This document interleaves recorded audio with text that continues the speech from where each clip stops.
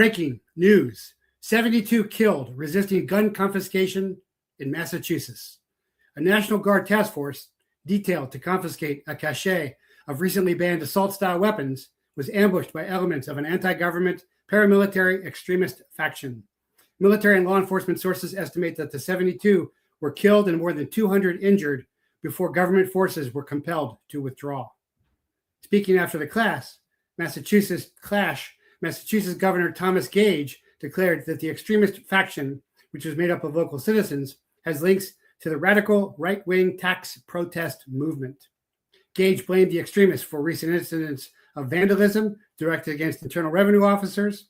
The governor, who described the group's organizers as treasonous criminals, issued an executive order authorizing the summary arrest of any individual who has interfered with the government's efforts to secure law and order. The military raid on the extremist arsenal followed widespread refusal by the local citizenry to turn over recently outlawed assault-style weapons. Gage issued a ban on military-style assault weapons and ammunition earlier this week.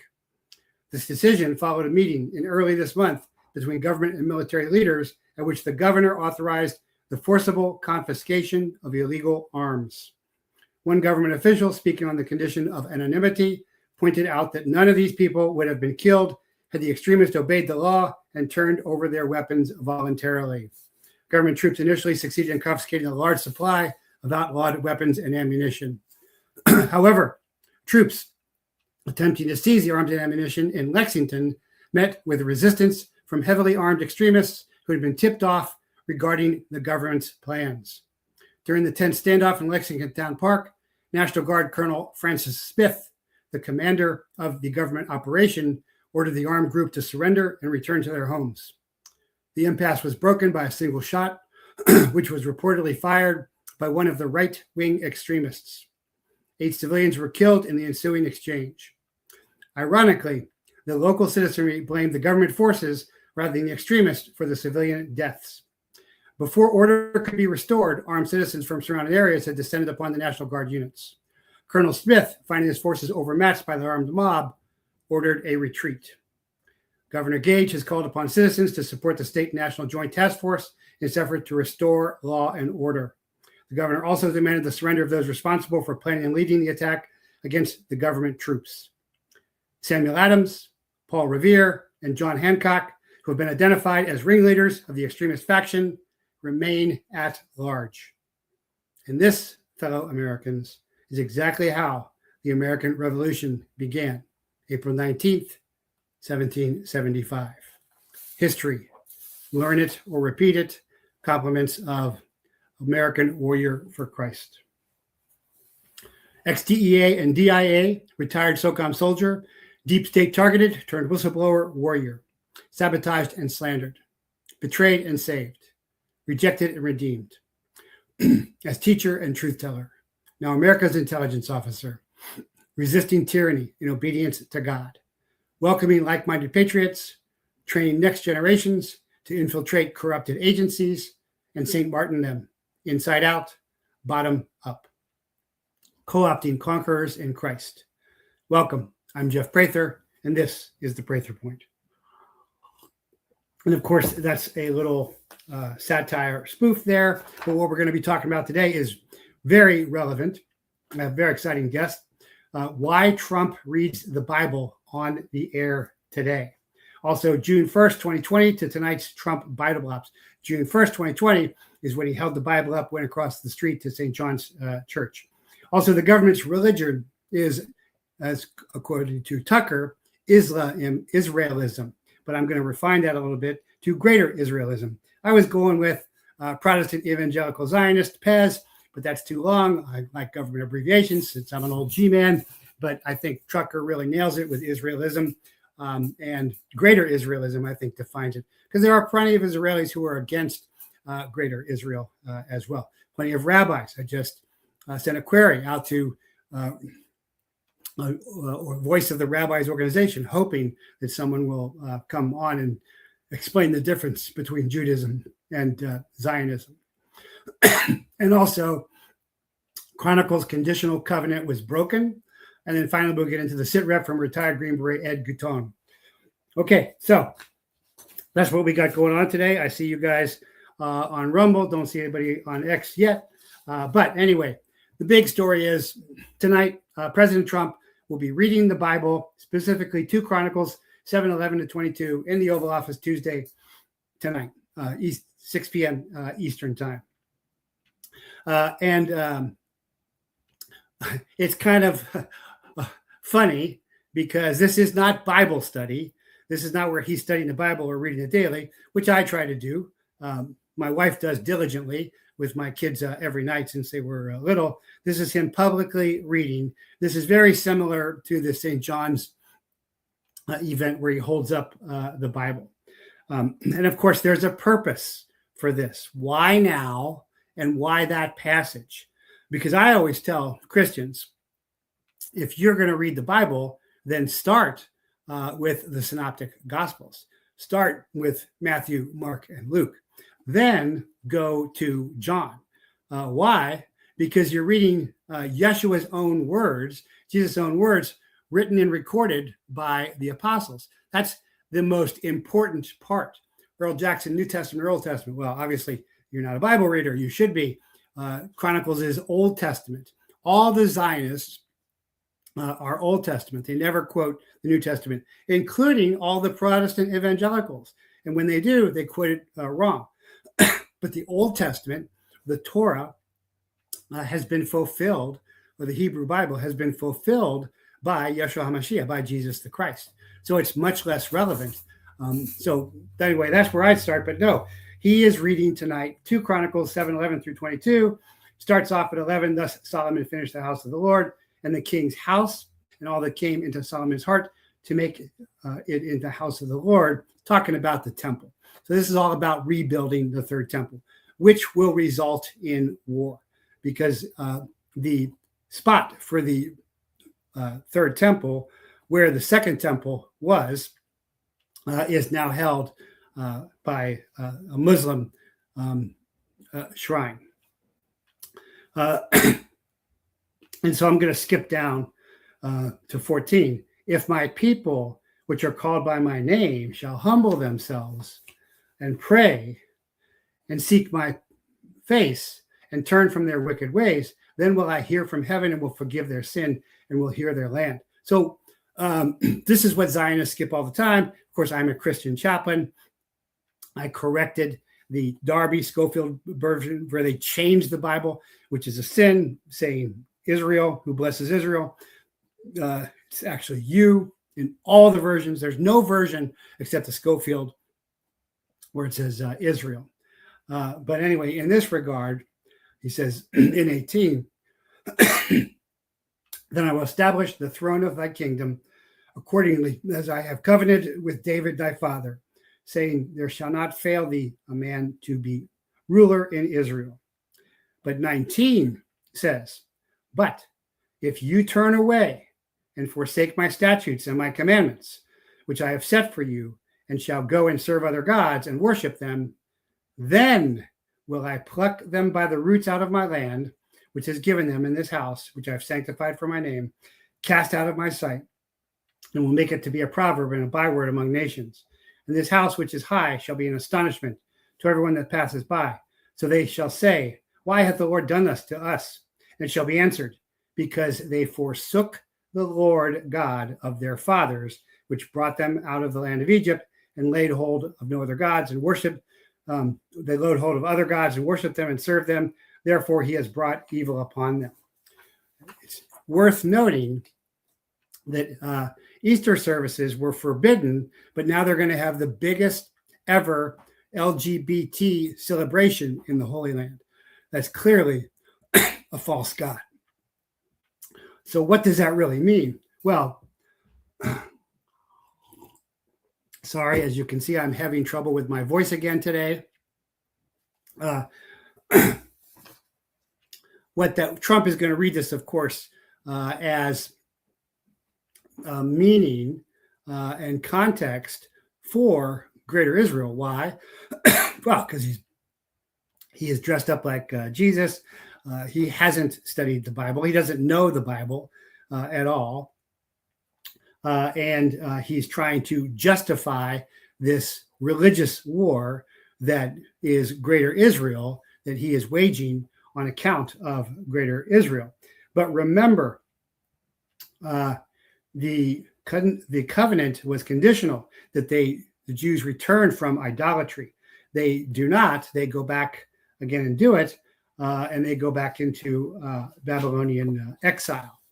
So, and again, of course, in Joshua 21:45, when that finally happens, is all the covenants are already fulfilled. That's the last line of Joshua. That is, the God has fulfilled all his covenants. Therefore, the Greater Israel project is no longer valid. So now I've talked about this, and now I see people coming out and saying, hey, wait a minute, on YouTube, long after I've said it doesn't say Israel in Genesis 12:3. It says you. Israel is never mentioned. And all these other points people are finally catching up with. But anyway, that's really important because what Trump is doing is this is the second op. So the first op was June 1st, 2020, when he walks across from the White House to St. John's Church. They got there's a lot of protesters, and they got to spray some of them. And he holds up a Bible.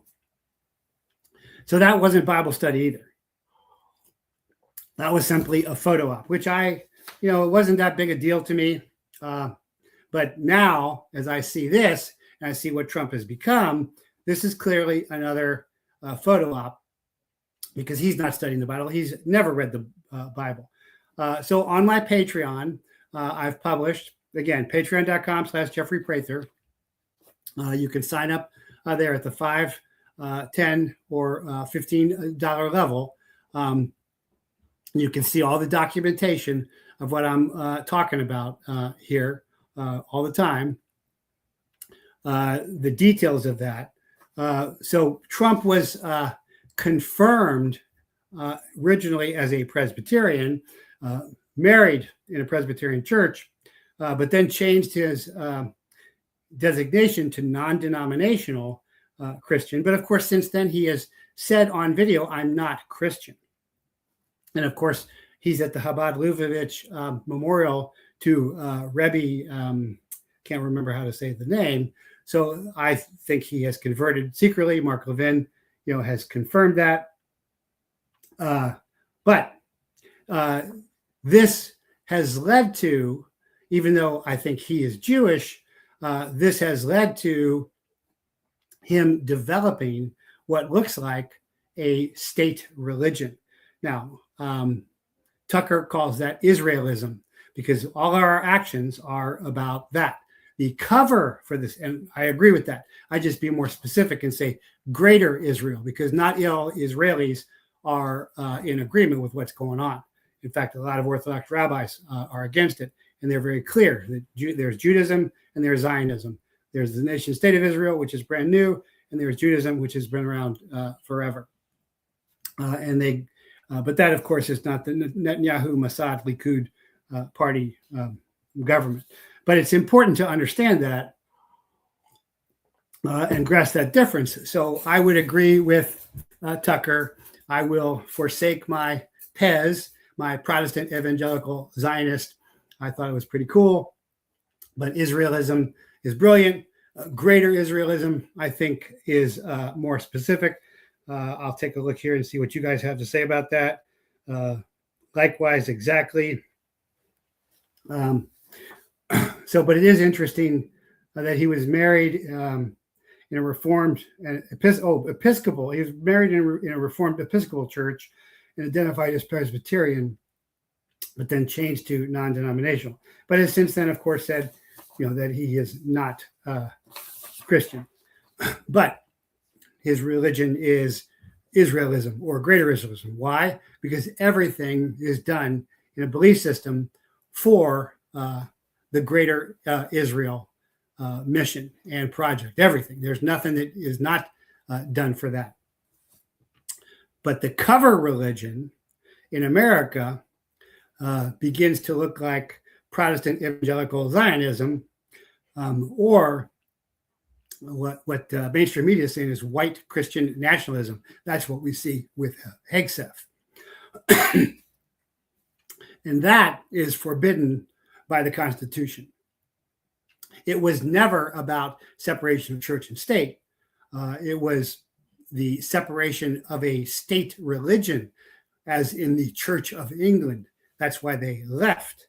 But it wasn't about the separation of church and state. The first Bible in America was published by Congress for use in public schools, for moral teaching morals, and also for grammar and syntax, because it has complex sentences. If you look at Washington and Lincoln's speeches, they read like biblical verses because they were well versed in the Bible. Trump is not at all. I don't think he's ever read the Bible. I think this will be the first time. But instead of, again, starting with the synoptic gospels with Christ, Matthew, Mark, Luke, and John, well, John's not a synoptic, but Matthew, Mark, Luke, and then John, again, he's starting Torah, Old Testament, Hebrew Bible, Chronicles, very specifically to buttress his case. What does that mean? That means that this has turned into a religious zeal presidency, and that is sponsoring a belief system, a religious war. So Israel's Greater Israel Project is a religious war. It is a belief system. Very dangerous type of war because there's no change in belief systems like that. So hope that makes sense to everybody. So I do want to get to my guest. So you hear me all the time talking about current issues, but I wanted to get somebody on that has a similar background to mine, but is much more recent. You know, I'm a dinosaur, and some of you guys say T-Rex. I appreciate that, but I retired in 2009. You know, I've been out a long time. I haven't been in the White House since 2004. So I got an email from, I get emails all the time, but I got an email from a guy saying, hey, your latest episode grabbed me about the false flags operations leading to ground troops in Iran, ripple effects, coming from 22 years in the Army and Special Operations, communications and advisory assignments in Iraq, Afghanistan, Colombia, and other places that I will not mention. I've seen how this happens. So he volunteered to guest. So I said, well, send me your DD-214 and send me your CV. So he did. He sent me his DD-214. He's the real deal. In fact, he was in 7th Group like me as well. That's why he worked in Colombia, because 7th Group's been in Colombia for a long time. So he certainly got the chops and the medals and award. I mean, multiple awards. But what I really wanted to get into is a younger person's much more fresh Special Forces Green Beret perspective on what's going on and see if that lines up with mine or not. And it doesn't have to, but I thought, but I've been wanting to do this for a while. And so it was very serendipitous that Javier emailed me. And so we talked, he sent me his stuff. We talked. I'm always wanting to talk. I want to verify guys, and the older guys, we always know somebody in common. He's too young for that, I think. But anyway, so that's what we're going to go over today. I think that'll be real interesting. You guys can ask questions too. So without further ado there, retired first sergeant, is that right? Sergeant first class. Sergeant first class. Sorry about that. Edward Javier GUITRON. Am I saying that last name correctly? GUITRON? Well, it depends. In Spanish, it's GUITRON, and us white devils, we just say GUITRON, so it's fine. Ok, pues puedes hablarnos en español también, pero clientes aquí no pueden entender, por eso vamos a hacer en inglés. So I just said we'll just have the show in English because not everybody here speaks Spanish. But anyway, please go over more the highlights of your career first to establish your bona fides a little bit. Okay, so I've told every interviewer so far, I can summarize my career as funny, and this is the best way I can describe it, and it's dark humor when I say funny. So I joined the Army. Here's the date, August 2nd, 2001. I literally, all I wanted to do was do 3 years, my original contract, get out, go back to California, get that GI Bill money, and go to college and get a job and raise a family, because that's what Mexican immigrants typically raise you to be. And my parents are Mexican immigrants, and I thought I was going to do that. Well, you know what happened? Mexicans and Latin Americans are great, hardworking, family-oriented, religious folks. I've always said that. It's very true. So that's why they want to come over here, and I don't blame them. So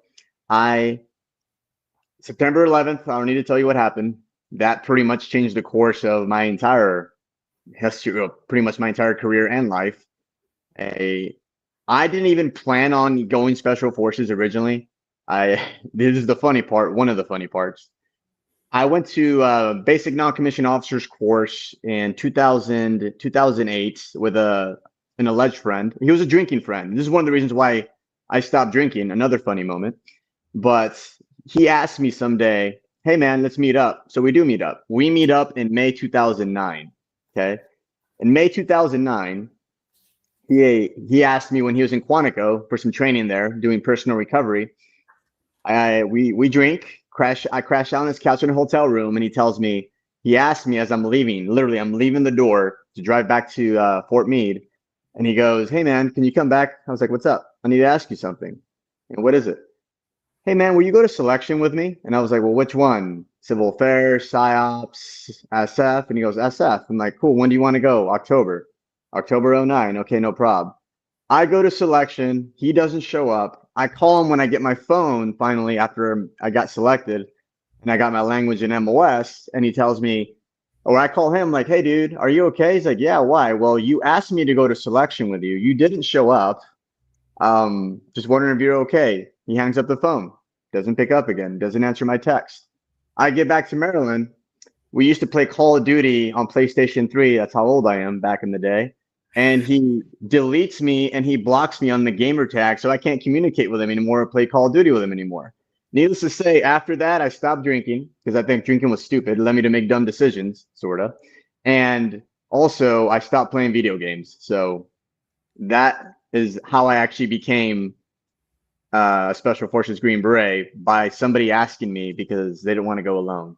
So again, you didn't have to go to language school because you already had Spanish.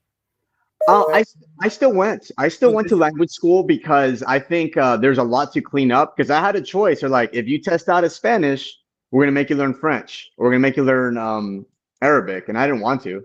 Maybe I should have. Looking back at it, seeing how all the conflicts are emerging now, maybe I should have went back and learned Arabic or Farsi, but I didn't. I just enhanced my Spanish speaking ability, and I'm glad I did it. Okay. So did you want to say where you're going, or you don't want to say where you're about to go?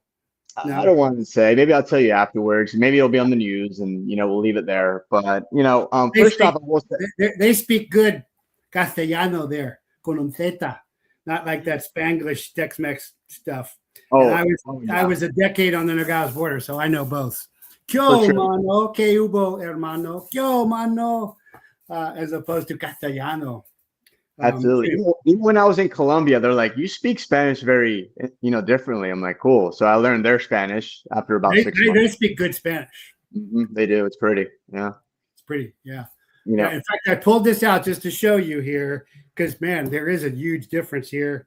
This is my original 7th group. Oh, wow. Yeah.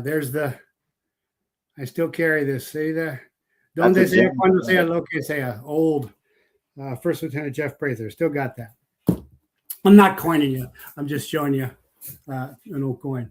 No, I got you. But I'd like to get, so let's go over some of your places where you have, so you're a contractor now, an advisor. You're down in Eglin where 7th is. So you're probably working with 7th, or you're working with the PJs or something like that. No. So I'm on multiple rosters, and so for anyone watching, honestly, so a lot of people think you get out of the military, you just contract for one company. Back in the day, it used to be that way. You had, Blackwater, Dynacore, Triple Canopy.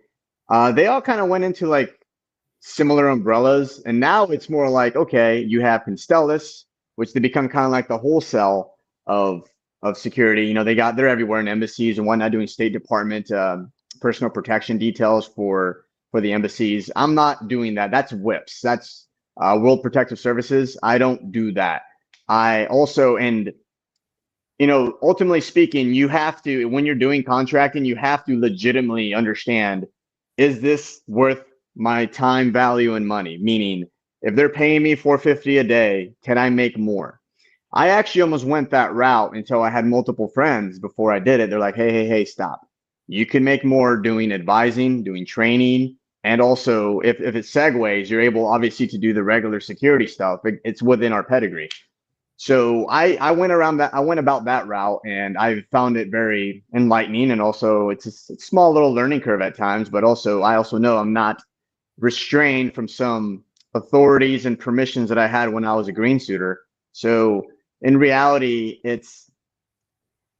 I pretty much work for anyone who's able to do or get the access and placement for that contract. And then they say, hey, you fit this bill. You have the capabilities to go and teach or advise, and I go and do that. So I guess your TSSCI is current as well.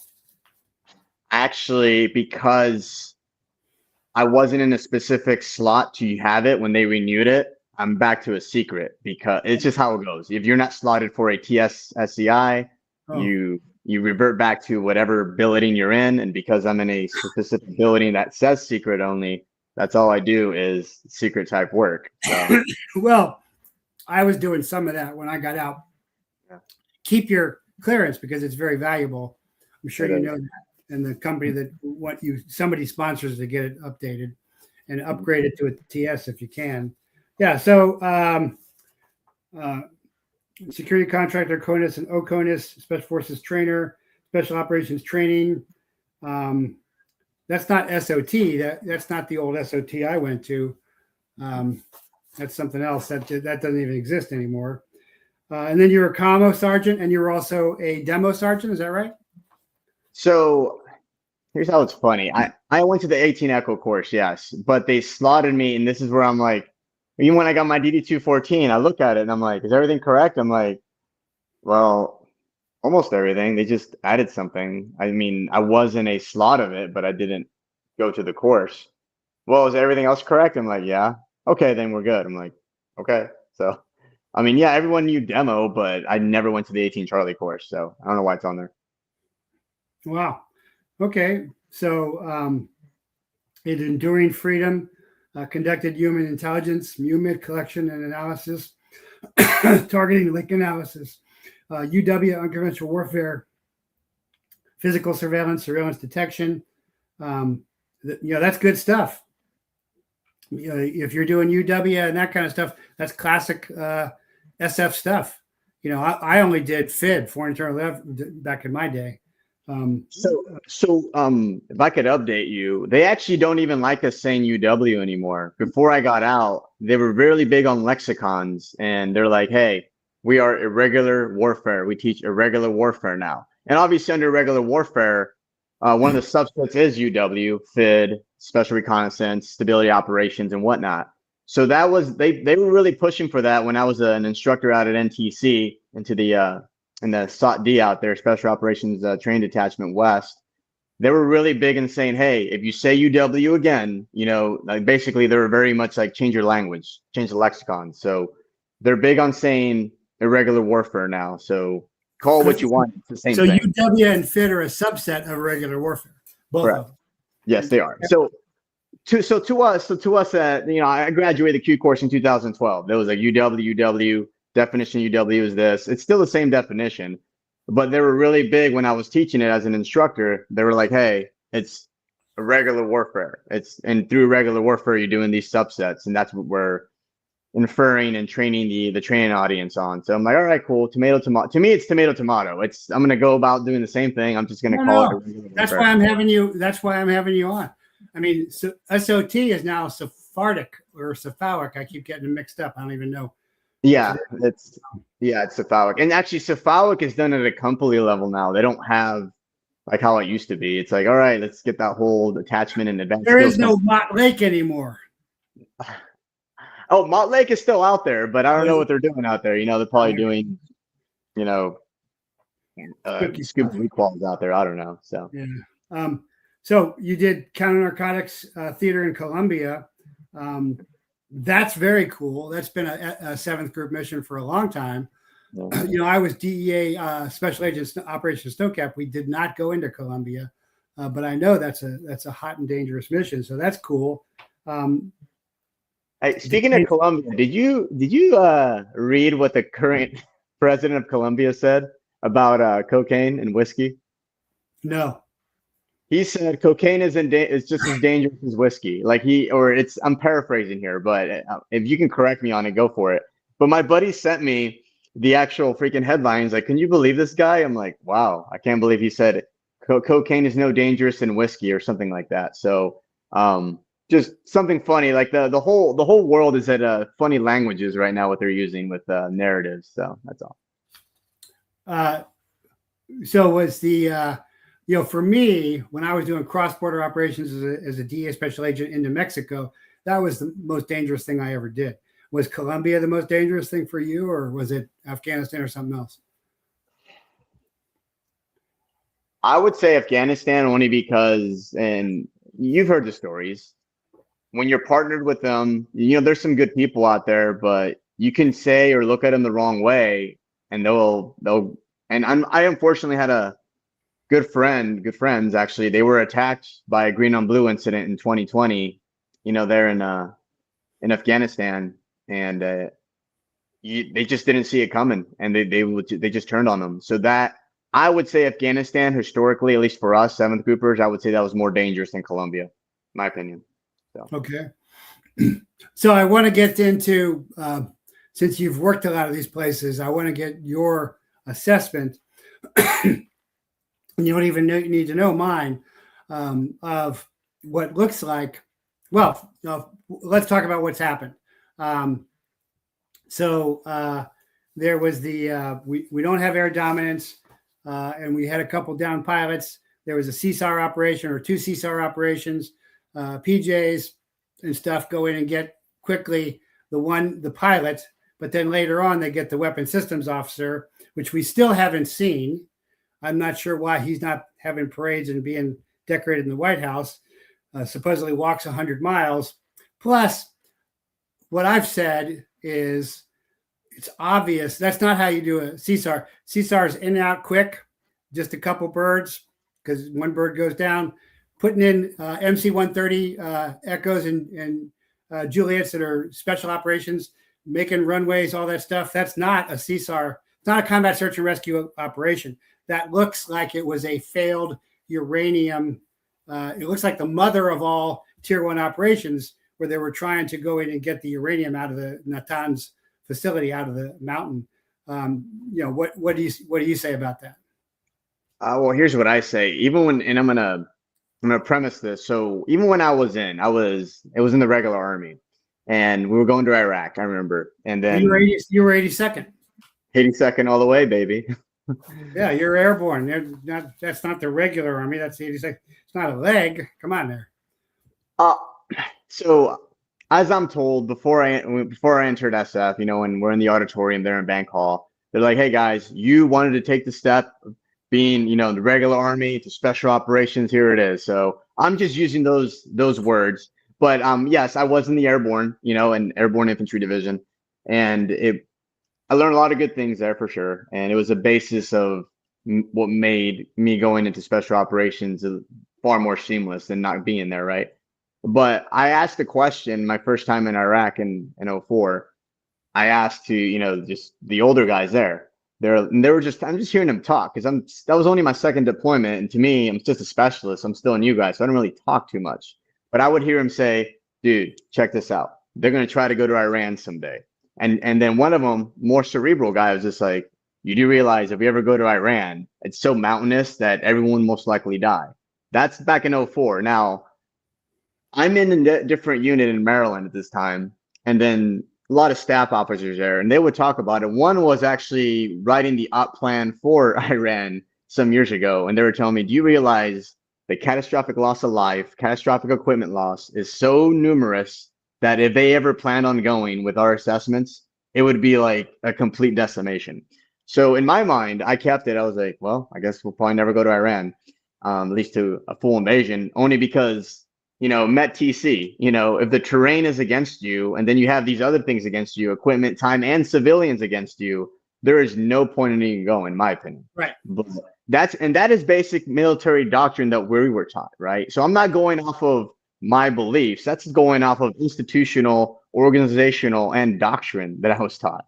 And also by TTPs. If you've been around enough terrain, enough different terrain, especially, you literally, you can just deduce maybe this isn't a good idea. But if the strategic objectives are that high, I don't see I'm trying to look at the 10-year plan of what's going on, right?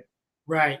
What is the 10-year plan? Not the 4-year or the 3-year, the 10-year. And I don't know it yet. And I can connect the dots of my time and my other places I was deployed to. And you're like, okay, they failed that. We failed those. We kind of gained that. This is kind of still pending. And I can tell you right now, I'm not really sure. I have no opinion other than I have to let the situation develop. As you know, quoting Pete Glaber through Delta. As you know, right? I don't know. I don't have all the answers. So all you can do is literally confirm what you know and also confirm what you don't know and kind of leave it at that. There's nothing anyone can say or do to say, all right, where do we go next from here? I think everyone on both sides and every third side or fourth side can agree this is just a whole mess, what's going on. And it's actually affecting everyone here in the States.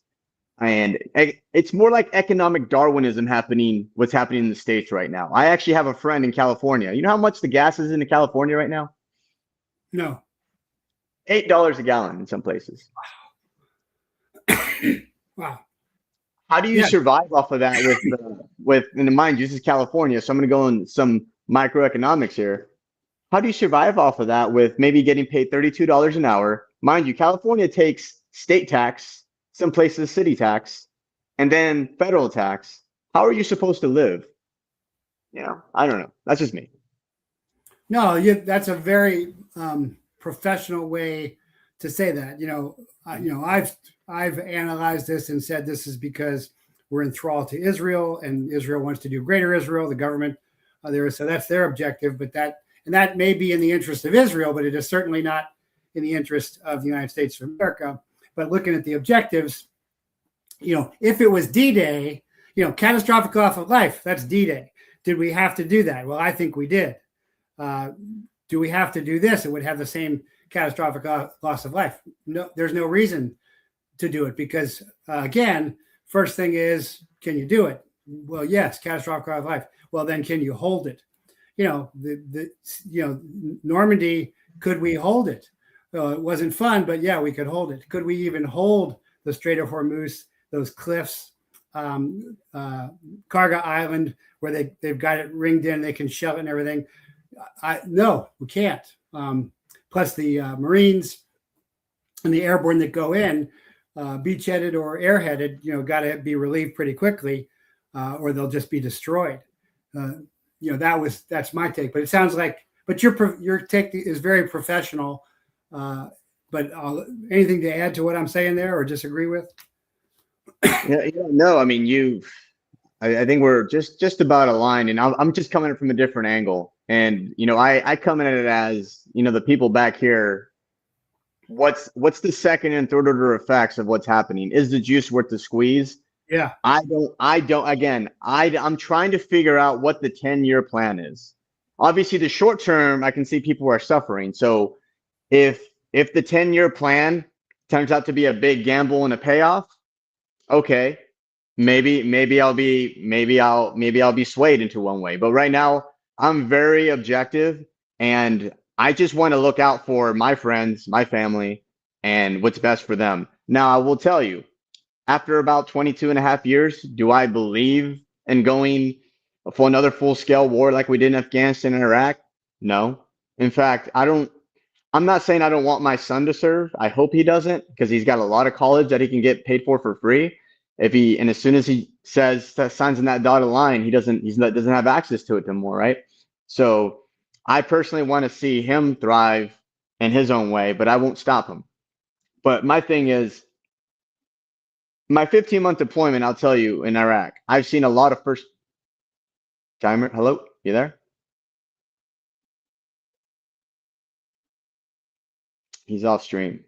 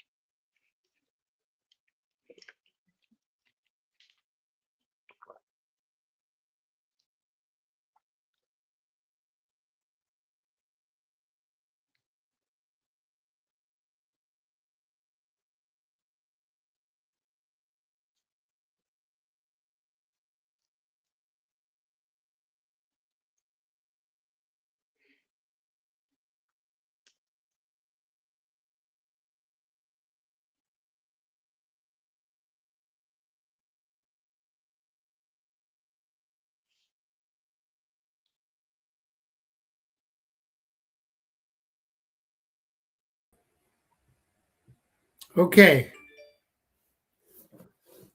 I think we are back. Hello, can you hear me? Yeah. You got me? Can you hear me? I can't hear you. If you can hear me, I'm going to come out and come back in, okay?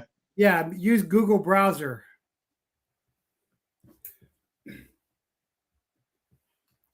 Okay, so that was a wild one, folks. Yeah, Earl Jackson must be going to say, my computer just, I don't know if you heard it, 5x5, good, just did this loud sound and then shut down completely. Obviously, we've had a lot of interference in the past, but nothing like that. So, and I thought we were being careful, but can you hear me now? I'm fine, yes, but I'll make it very succinct.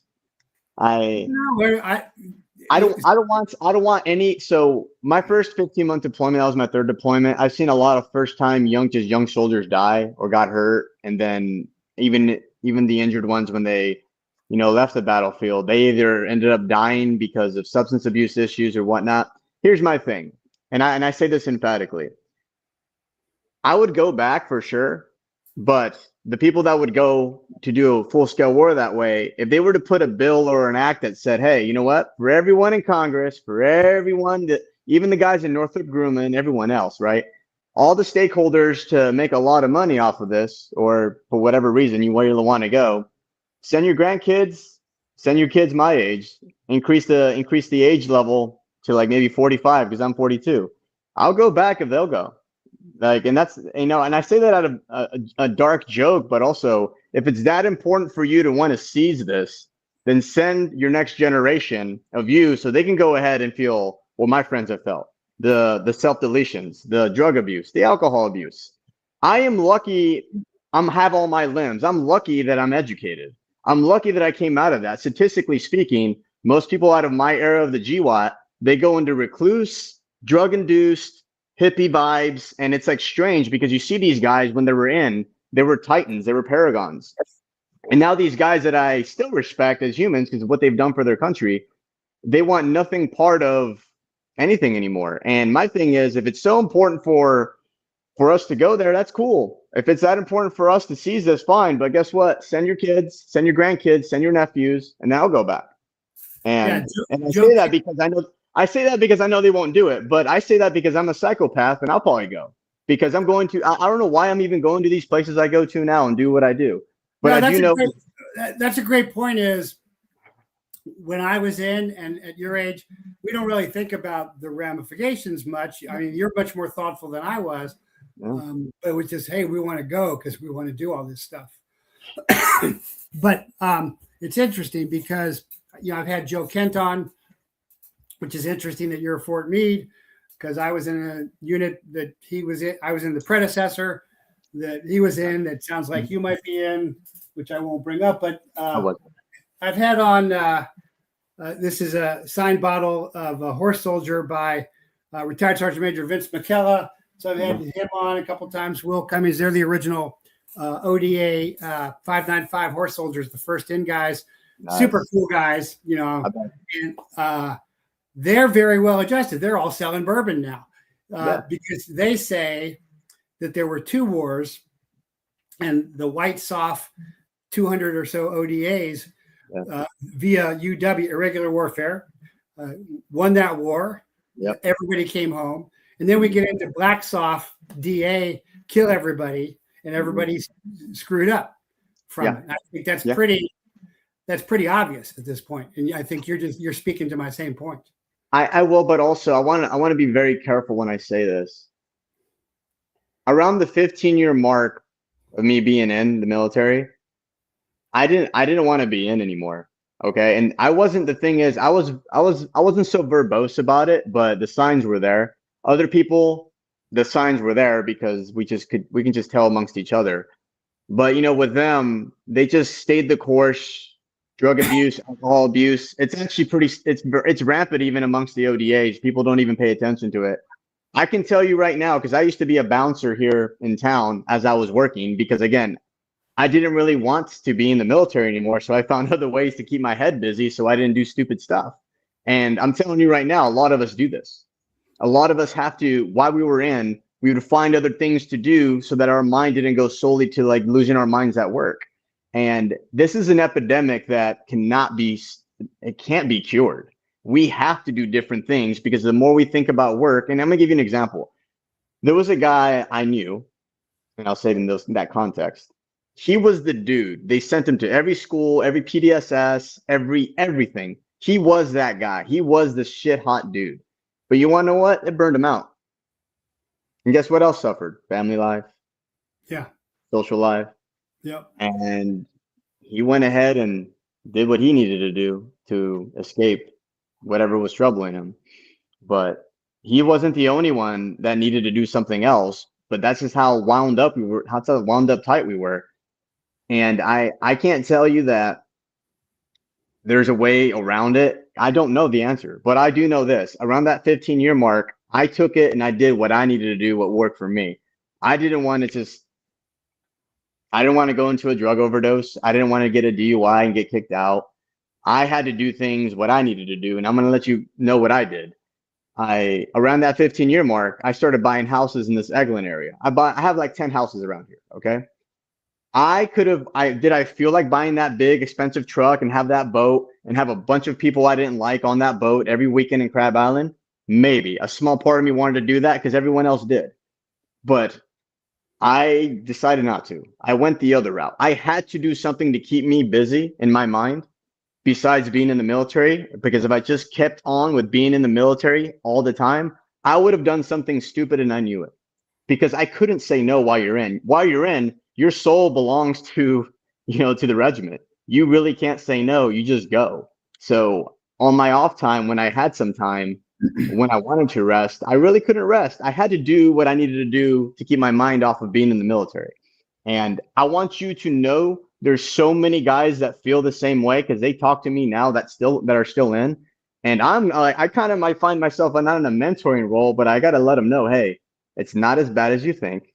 Try this out, because there's more to the military when you're out. But what I mainly wanted to tell them is, remember this, that man made the Green Beret and made that Special Forces tab. That tab didn't make you. So when you're out, when you transition out, you need to understand that no one's going to care. And I can't emphasize this enough. Nobody cares when you get out. You're going to have those guys coming out that say, hey, call me if you need me. I've called some people. You know what I got? Oh, hey, man, how you doing? You said you could help me with this. Oh, I did, huh? Yeah, I'm kind of working on this right now, man. I'm like, oh, okay. So guess what I had to do? I had to go and fend for myself. And the thing is, I'm not coming at you as a victim here. I'm coming at you with nobody has your back other than the people that you actually have a good relationship with. there's networking and there's building relationships. Networking is saying hi, but building relationships is so intentional. Those are the people that say, hey, you know what? I got your back because I know you got mine. But those are people you actually build intentional relationships with. And there's a mass difference. You know what I do not like is the word network. I hate the word network because when you say network, to me, it's just saying hi.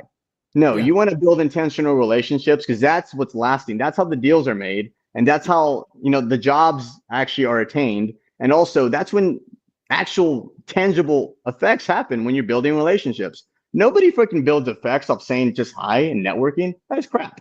And I know it seems like very much like lexicon talk here, but Oh, to me, no, it's true. it's very true.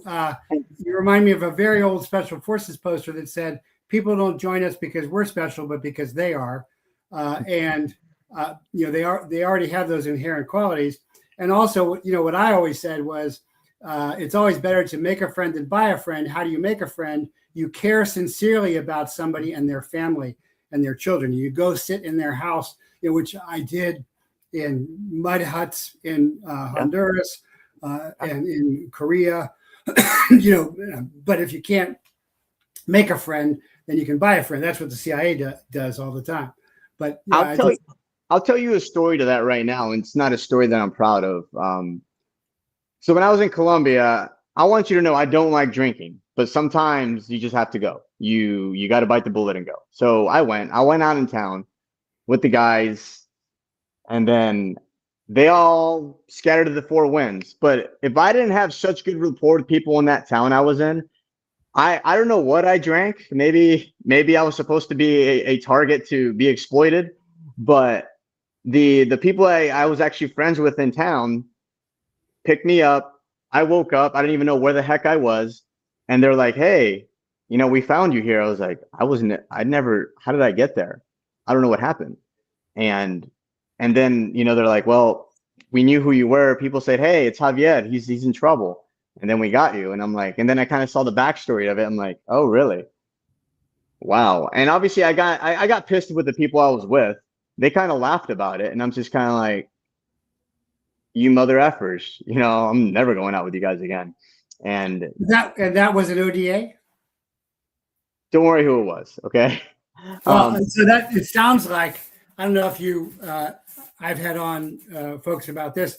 I don't know if you're familiar with Code Over Country or a lot of the SEAL exploits. And of course, you, like me, probably worked with FOR because they're the Latin American team. And I've known some great SEALs, Jason Redmond.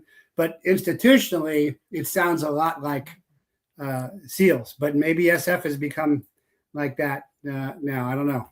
You have some personality. I want you to know, it don't matter if you're in the regular Army, in any part of SOF, you're going to have personalities that just want to do what those personalities want to do. I was trying to save I think $100 a day per diem because I always look for future investments, and that's just how always my mind worked. That's just how I always was. Other guys like using that $100 per diem and using every $100 every day. That wasn't me. So, and hats off to people. You work hard for your money. You're more entitled as a man, as an adult, how you want to spend your money. But I had other lofty goals with that money. I already shared what I've done with a lot of that money.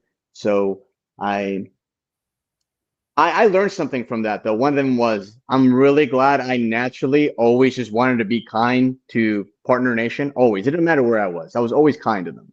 Yes. And I would see their family, see their kids, see their cousins. And that's how I actually got embedded with that town I was in. Every time I was out, it's sometimes because I had the money, I would pay for their meals when they were out, pay for their coffee. And they'd always say, I never wanted anything back in return from them. So I definitely cashed that credibility check when I needed it. When I didn't want to use it, they helped me out. And no matter where you're at, it pays off to be kind, because disrespect costs you everything, when reality, respect and kindness cost you nothing. And I can tell anyone, no matter where you're at, you can be with a place full of a bunch of a-holes, still be kind, still be respectful, because disrespect will cost you everything. So, and that's not how SF does anything. At least in my day, it's all about rapport. It is. No, I mean, you absolutely want to be very respectful with everybody. And honestly, everybody knew in town, like even all the guys I was with, they knew to be cool with everyone. But I think I went the extra mile, more like how, I'm in the security industry now, executive protection. One of the big things we harp on is customer service. Essentially, when I'm on the job, when I'm on a detail, it's concierge service with a gun at times. Okay. I am no different from, in my opinion, a driver, a butler, even a babysitter. I just have a gun with me and I have a profound customer service. And, I know my boundaries. I'm not going to inject myself in a conversation. I'm just going to be right there. Tell me when you need me to do something. Sir, is there anything else you need? Ma'am, is there anything else you need? Their kids or what? Not otherwise. I'm there to be in a concierge service with a gun if needed, and I'm paid really well to do that, and I'm okay with doing that. So I've always been that way, though. I mean, again, I had immigrant parents; they were always kind to everybody, and then I kind of go off of my base of what how I was raised too. So Yeah, that's very true. From Nogales, Mexico, to Mexico City, to Guatemala, to Honduras, to Panama, down to Bolivia, Argentina, all those places. I have generally found when you're out with the campesinos or something, I've been invited in, to their dirt hut champas to eat meals with them. And, it's great. It's a great experience too. So let's pull back to the mission. So you've got time in Colombia. So I want to know what you think of the Trump administration's South American policy. A lot of it was concentrated on Venezuela. I've worked Venezuela. I've talked about why there's your biggest oil reserves there in Venezuela. But people used to ask me, I was giving speeches, is it going to be the zombie apocalypse? I said, no, it's going to look like Venezuela. And it sort of does look like Venezuela now. But overall, with your time in South America and Colombia and Central America, give me your assessment, the way you did with Israel and the Iran war on Colombia and South America. Because generally speaking, I do support Trump's cartel war. I'm glad, because I was a DEA agent, simultaneously credentialed as a DIA guy, and I saw, law enforcement cannot wage war against cartel. So I'm unless you're on a joint task force. Well, it was JTF 6 during my day. Yeah, I worked with them. But what's your assessment of the mission now and how it's going? So a lot of it's open source. So, I'll touch on it a bit here. There's so much that people just don't know about, or it's just so obscured, or they don't care about what's going on down there that they should care about, because those second, tertiary effects of what's happening down there, or what doesn't happen, has affected us, and it's going to affect us in the future. Obviously, we talked about the cartels, right? They just want to make money, but a lot of them are very territorial and they have other lofty goals. But on top of that, they've known to partner with China. They've known to partner with Iran. They've known to partner with other state and non-state actors.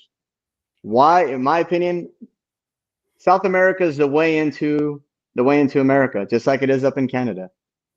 So my assessment is, I wish we would put more emphasis on what's going on down there, because there's more going on down there that people will ever know about. And you won't even know about it until you're really there for like maybe 4 months or longer. So you can actually really take in the breadth and depth of the situation, because the people will tell you, not even just through direct verbal, conversation. Most of it's, nonverbal. You're like, oh, why is everyone staying away from here? Why is no one talking to him? Okay. You just sit back and you just see. You just sit back and you just enjoy the view. And even then, when you enjoy the view, you can't do anything, that's what hurts the most, because I know I can't change the world, and I know that, and I say it emphatically, but while I'm on my way out, I don't know how long I'll last. I'd like to take down as many bad actors as I can along the way out. And what's a bad actor? Okay. We can go down the list of, obviously, anyone who's minor, attracted to children, to freaking drug cartels. That's the top of the list, which is my biggest complaint with the Trump administration and the DOJ. Obviously, I say that one the most. And then obviously anyone who just wants to do harm to my way of life, our way of life, and my way of life to raise my son. And I want my son in a better future, just like anyone with kids or grandkids. We want our kids, we want our family to be raised in a good place. And anything that impedes that, to me, is a bad actor. So that's how I see it. And anyone who harms children is an bad actor, an evil person, evil being intentional harm. And that goes without saying. That goes without saying, Jeff, for sure. Yeah. And there are so-called allies that are harming children. And I have that on good authority, even though I'm not deployed anymore. So what other areas besides, we've talked about Iran, Israel, Colombia, what other areas do you as a retired SF see important for America? So really what you're saying, you're agreeing with me, is Iran, not important. South America, Central America, very important. That's where we should be. And we just went back into Bolivia. I spent a lot of time in Bolivia. Last place I was ambushed, so I'm glad we're doing all that. But where else? And what else? Because I really find it fascinating what you're saying about the soft community as well. So I'm not going to crap on the soft community, but I do know. No, I don't want, and I'm not. So I see all these shows where they now I have stood up for. I did a lot with PJs and AFSOC. I did stand up for John Chapman because what happened with his stolen dollar was a travesty. Oh God, that was terrible. Right, because he, and that's the only Medal of Honor recipient ever recorded, on FLIR. But I don't listen to or like all those soft guys that are. They sound like nagging housewives or something going after each other. And ultimately, though, and this is no knock on them, they're trying to transition themselves. We've all done that. And they're also trying to sell a product. If you want to be into the sales space, I know how sales work. So I know when they're talking, hey, come to this course, buy this coffee, come to this freaking survival course. Okay, I get it. I'm not going to knock that. A lot of them are actually, they have like private Patreons, like, here, pay this and I'll prepare you to go to selection. I'm going to touch on that for a sec. On the secret, on the down low, I was helping support guys pass selection. Okay. And I didn't do that. I didn't get paid any cent of it. You know what I told them? Hey, just whenever you're in a position, just go ahead and train others to do the same thing, because I believe good people need to come in the community.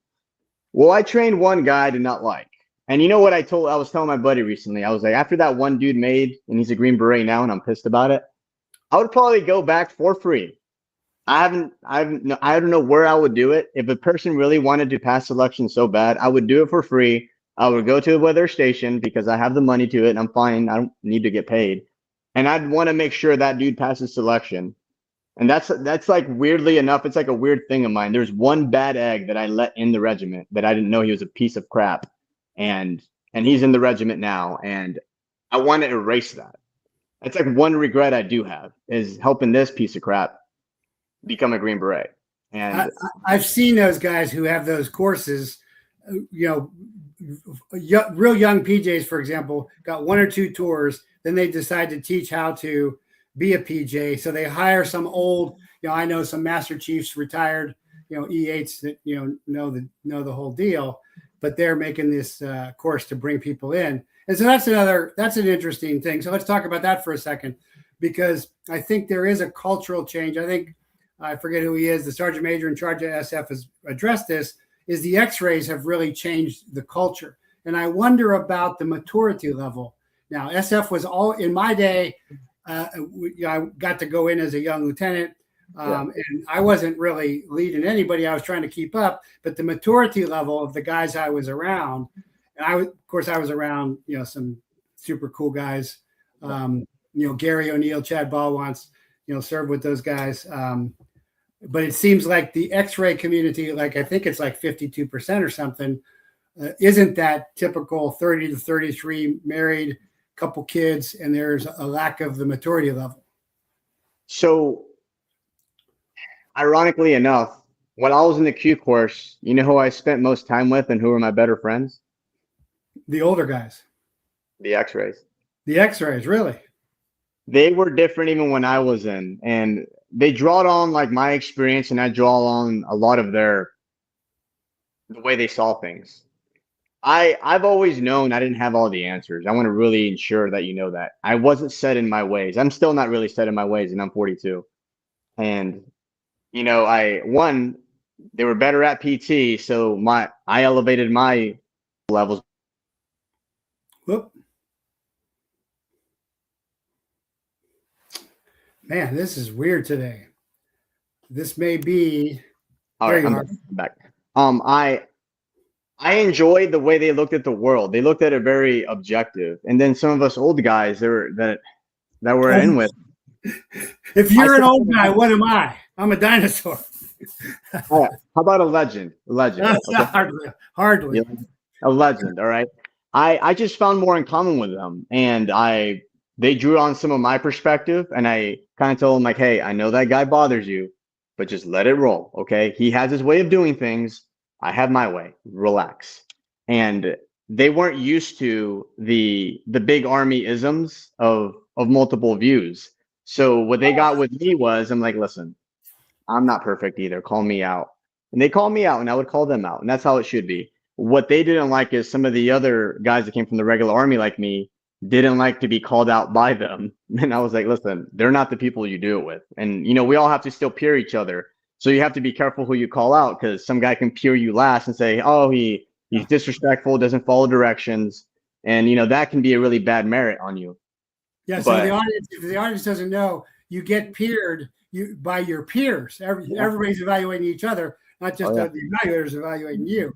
Mm-hmm. So you got to always be on. You can't just be on when you're in a leader role. Correct. But because of that, though, man, I can go on for days about this, but because of that, it allowed people to be really fake. But they knew I was authentic, and they also knew that I got peered out once, because when I was in the Echo course in the end, I was a real dick to some of the people because they weren't doing what they were supposed to in max gain, in our last thing.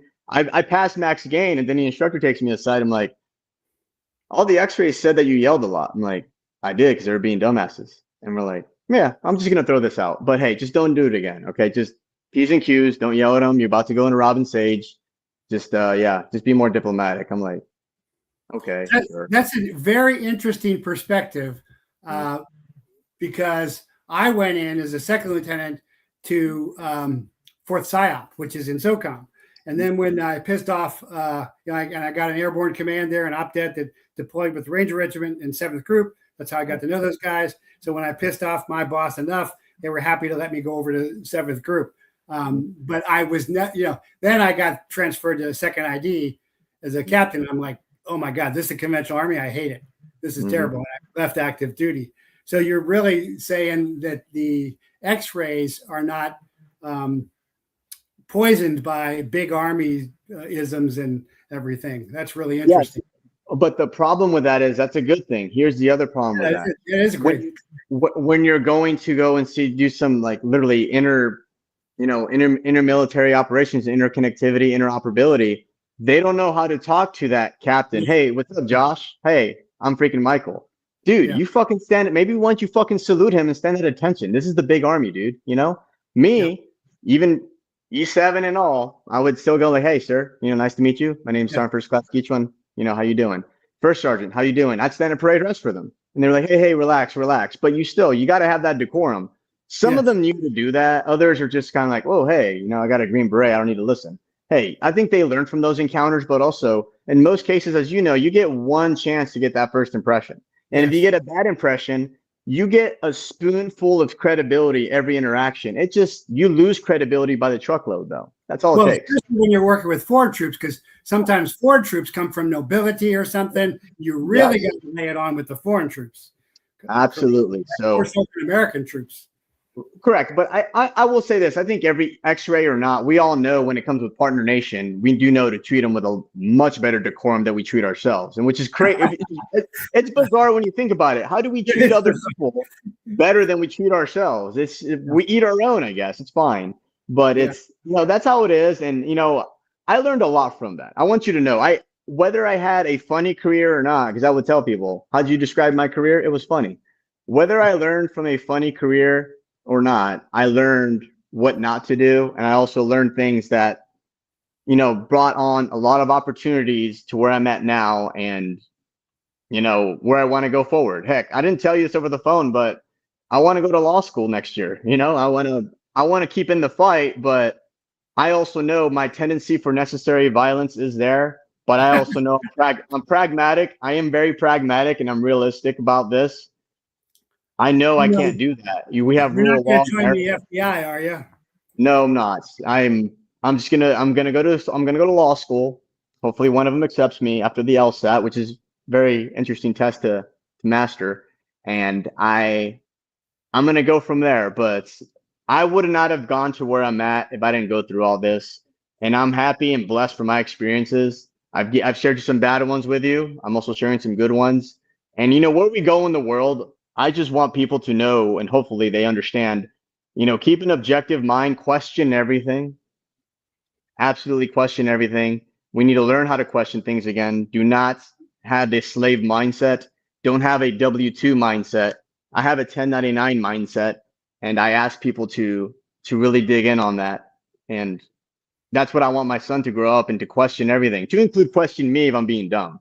I want him to understand I don't have all the answers, but I will guide my son and guide my friends to the best of my ability to wherever they want to go. If I could know I could help them achieve it. And as far as the world goes, I already told you, I know I can't change the world, but I'm going to bring down as many bad actors, with me as I'm going on my way out. And I don't know when that is. So. Amen.